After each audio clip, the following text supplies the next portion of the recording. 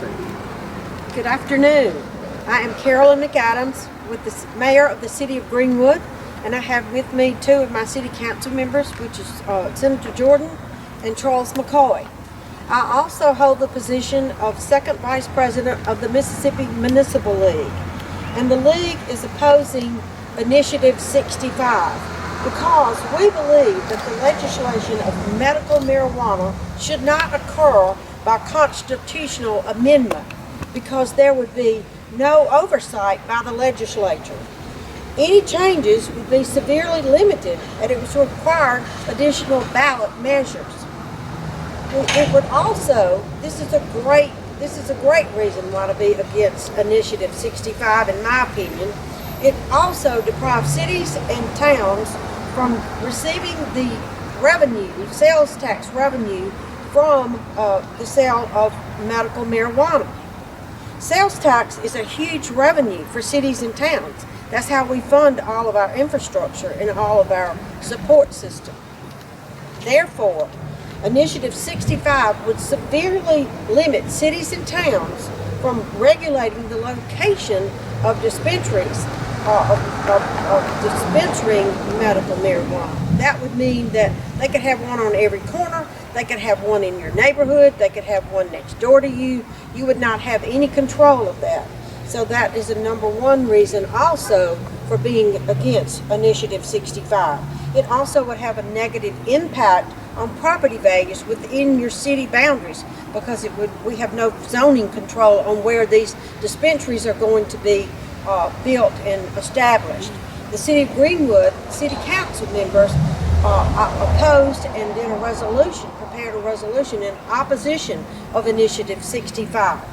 So in my opinion, Initiative 65 is not a friend of a city or a town or municipality that would like to have control of the marijuana initiative and would also like to receive sales tax revenue. So thank you and vote against Initiative 65. All right, I'm Ed Langton. I'm a board member of the Mississippi Department of Health and also with Mississippi Horizon, trying to get the message out to the citizens. And what's critically important today is to explain to you that this is an effort by out-of-state money, out-of-state cartel money. $1.5 million has been spent by out-of-town marijuana businesses to promote this initiative, as well as $2 million from Representative Baumgart, $5.2 million overall, and that is for the purpose of making money by selling marijuana. However, they spent over $500,000 to craft legally 7 pages that you will not see on the ballot. 7 pages of 2,500 words that are legalese to basically be like no other marijuana proposal in the United States. The other 34 states do not have what's in the one that they're putting forth in this constitutional amendment, and that is to have absolute total control over our state government. So you've got a marijuana government in the Constitution that's set up over the state government, and then the complication comes with the federal government saying that marijuana is illegal. So your Second Amendment rights are affected. You can't own a gun, you can't buy a gun, numerous problems. Section 8 housing can be affected. What's in the amendment, which is can be seen, a lot of it is on www.stopmspot.com, where you can see all these documents. But the amendment's on there, the red line explaining it. But the zoning, as the mayor has said, they've taken the control away from the municipalities, the counties, and the state. They keep all the tax money they charge, which they call a fee, to where it's isolated and the general fund's not getting 1 red cent. They're depending on the legislature to give more money to get it started, which all they say is $2,500 to be borrowed. So it's financially bankrupt from the start, and they're wanting to depend on the state, and then when the money starts rolling in, they keep it all strictly for their purpose. They put the health department in it, which the health department has been opposed to it and has expressed that opposition as well as an op-ed. I will tell you that everything in this amendment is for making money. And the way they've done it is to word things such as Mississippians for Compassionate Care, and treatment centers, which are pot shops, and caregivers, which are marijuana salespeople. Everything in there has got medical behind it, but when you get behind the curtain, it's nothing more than selling marijuana. The health department's not equipped for this. It's against this. They're doing it with saying that you can smoke it, you can vape it, you can have gummies, brownies, and liquid form in food. You can also, the doctor cannot give a prescription. The doctor can only certify you.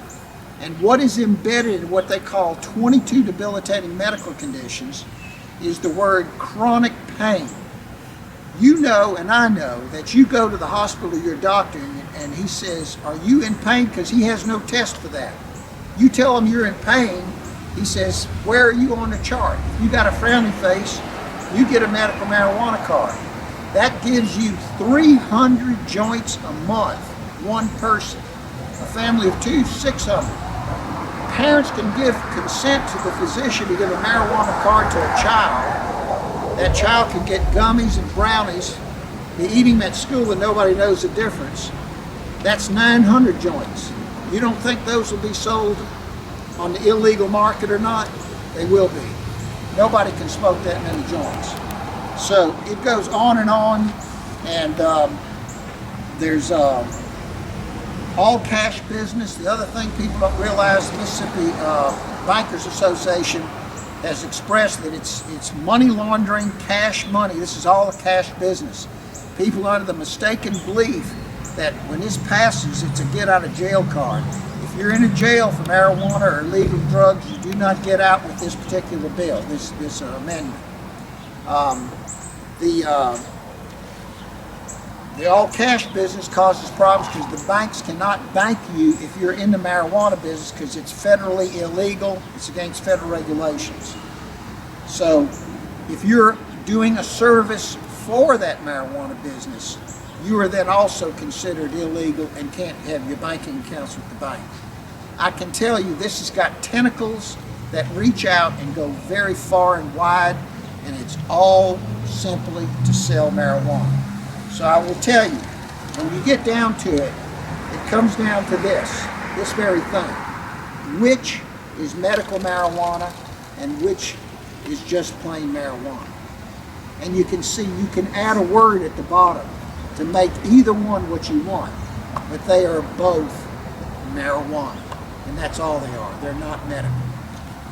We want to have 65A to where we can develop a true medical marijuana program with the proper medicine being formulated to do the job.